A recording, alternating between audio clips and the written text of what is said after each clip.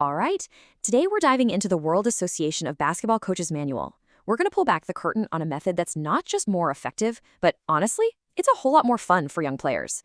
It's called the game-based approach, and trust me, it's a total shift in how we think about teaching the sport. So, for all you coaches listening, I want you to just take a second and think back to when you were a kid playing ball.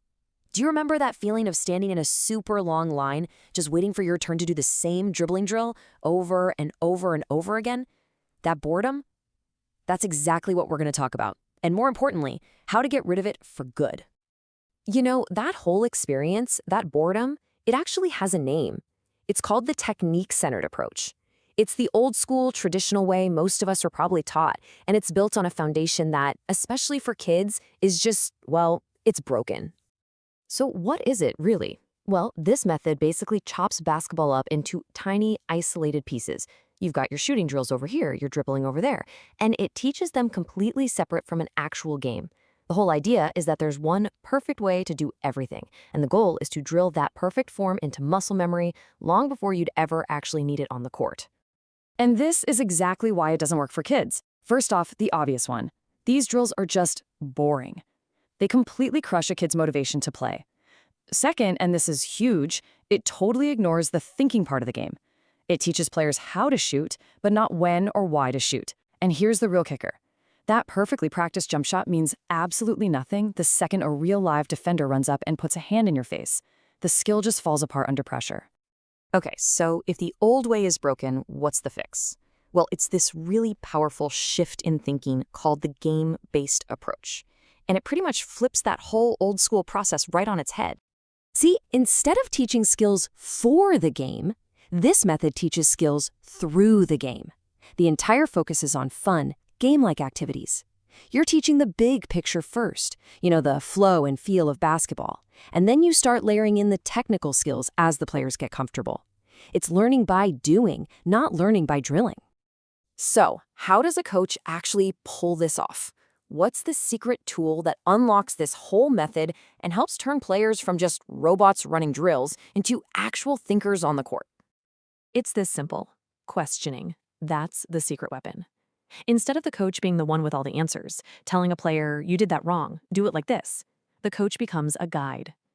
They start asking questions like, hey, what did you see on that possession? Or what's another way you could have attacked that? That simple switch from telling to asking, it forces the player's brain to light up. It makes them solve the puzzle themselves, so they actually own the solution. And the results are just fantastic. Look at this. Every single kid is active, they're involved, nobody's waiting in line. They start to develop a real basketball IQ, not just a set of mechanical skills. And because it's all based on games, you can have kids with totally different skill levels all playing and learning together in the same activity. But most importantly, it makes basketball fun. And that right there is the key to keeping them playing for the long run.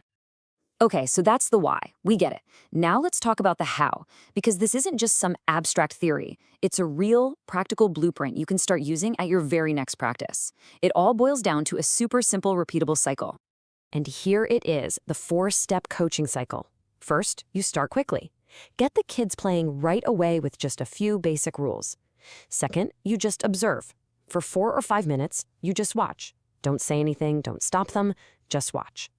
Third, and this is where the magic happens, you question. You pause the game and ask questions to guide their thinking. And finally, fourth, you modify. You change a rule, you add a little twist to create a new challenge, and then you just do it all over again. Play, watch, ask, change. Now, let's make this feel real. We're going to walk through a really simple passing game so you can see exactly how this 4-step cycle works in the real world. Okay, step 1, start.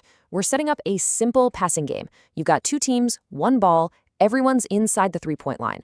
The rules are super simple. You can't pass back to the person who just passed to you, and if the ball hits the floor, your team loses a point. First 1 to 20 passes wins. Now, you let them play. And you move to step 2, observe. For the next few minutes, your only job is to watch. That's it. Just see what they're doing. So after you've watched for a bit, it's time for step 3, question. You blow the whistle, pause the game, and ask something simple and direct, just like this. See, you're not telling them the answer. You're not saying use a chess pass. You're guiding them to discover these things on their own. All right, now for step 4, modify. You just add a simple new rule to the game. So now, players have to move to an open space before they can catch the ball. With that one little tweak, you've just secretly introduced concepts like cutting and getting open, all without ever running a single traditional drill. And then you can run the whole cycle again. After they've played with that new movement rule for a few minutes, you modify it one last time by adding some pressure. Now, the other team can actually play defense and try to intercept passes. All of a sudden, all the little things they've been figuring out are being tested in a situation that feels a whole lot more like a real game. And once they've played with defense for a bit, you can hit them with a great follow-up question. So, what can you do to protect the ball from the defenders? And you know what? The players themselves will start coming up with answers like, oh, we can pivot or we can use a pass fake. They just taught themselves advanced offensive skills, all because you guided them there with questions. So when you step back and look at the whole picture, it just becomes crystal clear why this game-based method is so much more powerful for developing young players. It's really a totally different philosophy of coaching. I mean, this chart just says it all, doesn't it? The old way focuses on perfect technique in a vacuum, with a coach who just tells everyone what to do. The game-based way teaches the game first, through fun activities, with a coach who guides players to discover things for themselves. It's the difference between creating players who can follow instructions and creating players who can actually think.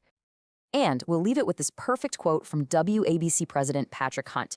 "Learning is a change in behavior due to an experience. Our job as coaches isn't to be drill sergeants, it's to be architects of experience. We need to create enriching experiences, fun, challenging ones, that let players grow and truly fall in love with the game." So the real question is, what kind of experience are you going to create at your next practice? Hey coaches, Coach Prasanna here. Hope you picked up something new today. Sharing knowledge equals growing together. More basketball coaching videos coming soon from basics to advanced. Like this reel, follow the page and stay tuned. Let's build better players and better coaches together.